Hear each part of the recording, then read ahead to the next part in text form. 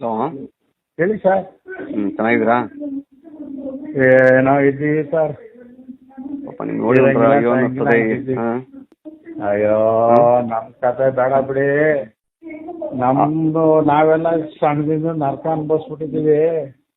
ಅಲ್ಲ ಲೋಕಿ ಮಾಡೋದಲ್ದೆ ನಮ್ಮನ್ನು ಕೂಡ ಹನಿ ಟ್ರಾಪ್ ಮಾಡಕ್ ಮಾಡ್ತಾಳೆ ಅಂತ ಅಂದ್ರೆ ಅವ್ರ ಜೊತೆ ಸೇರ್ಕೊಂಡು. ಯಾರು? ಅವಳೆ ಜ್ಯೋತಿ, ನಿಮ್ಮ ಮಿಸ್ಸಸ್ಸು. ನಾನು ಯಾಕೆ ಮಿಸ್ಸಸ್ ಆಯ್ತಾರೆ ಹೋಗಿ ಸರ್, ಹೋದ್ಮೇಲೆ ನಮ್ಗೆ ಯಾಕೆ? ಇದು ಡೈವರ್ಸ್ ಆಗಿಲ್ವ ನೀನು ಅವರು?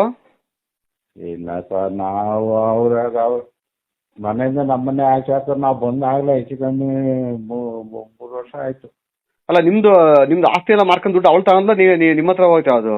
ಇಲ್ಲಪ್ಪ, ನಮ್ಮ ಹತ್ರ ಎಲ್ಲ ಅವರು ಮಾಡ್ಕೊಂಡ್ರು. ಅಲ್ಲಿ ಇದ್ರಲ್ಲಿ ಇಲ್ಲಿ ಹಾಸನಲ್ಲಿ ನನ್ನ ಹೆಸರು ಅಂತ ಮಾಡ್ಕೊಳ ಅಂತಿದ್ದು. ಆ ಅಮ್ಮ ಮಾಡ್ಕತ್ತು ಎಲ್ಲ. ಇವನ್ ಬಂದ್ಮೇಲೆ ಎಲ್ಲ ಇದಾಗೋಯ್ತು. ಏನ್ ಮಾಡೋದು? ನಿಮ್ಗೆ ಯಾರು ಸಪೋರ್ಟ್ ಏನಿಲ್ಲ ಸರ್. ನಮ್ಮ ತಾಯಣಕ್ಕೂ ನಮ್ಮ ಹತ್ರ ಅಂತೂ ಏನಿಲ್ಲ ಸರ್.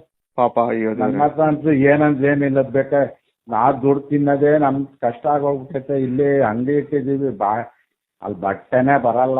ನಾನು ಇಲ್ಲಿ ಎಲ್ಲೆಲ್ಲ ಕಟಿಂಗ್ ಭಿಕ್ಷೆ ಬಿಟ್ಕೊಂಡು ಹೊಲ್ಕೊಂಡು ನಾನು ಎಲ್ಲ ಬಾಡಿಗೆ ಕಟ್ಕೊಂಡು ನನ್ನ ಜೀವನ ನಾನು ಮಾಡ್ಕೊತಾ ಇದ್ದೀನಿ. ಅಲ್ಲ ಸೈಟ್ ನಿಮ್ದಲ್ವಾ? ನೀವು ಸ್ವಂತ ಸಂಪಾದನೆ ಮಾಡಿ ಸೈಟ್ ಅಲ್ವಾ ಅದು? ಯಾವುದು?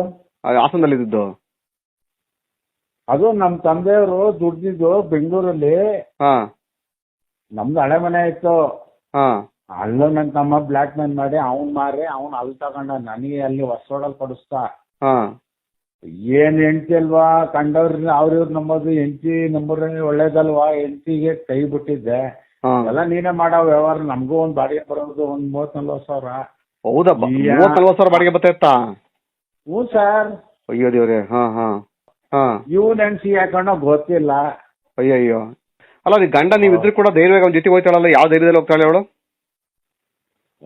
ನಾವೆಲ್ಲ ಬಿಡ್ಸಿ ಸಾಕಾಯ್ತು. ನನ್ಗೂನು ವಸ್ತು ಒಂದ್ ಕೆಲಸ ನಾನು ಬಿಡಿಸಿ ಎಲ್ಲಾರು ಕೊಟ್ಟೆ. ಆಮೇಲೆ ನಾನತ್ತಾಗೆ ಕೈ ಬಿಟ್ಟು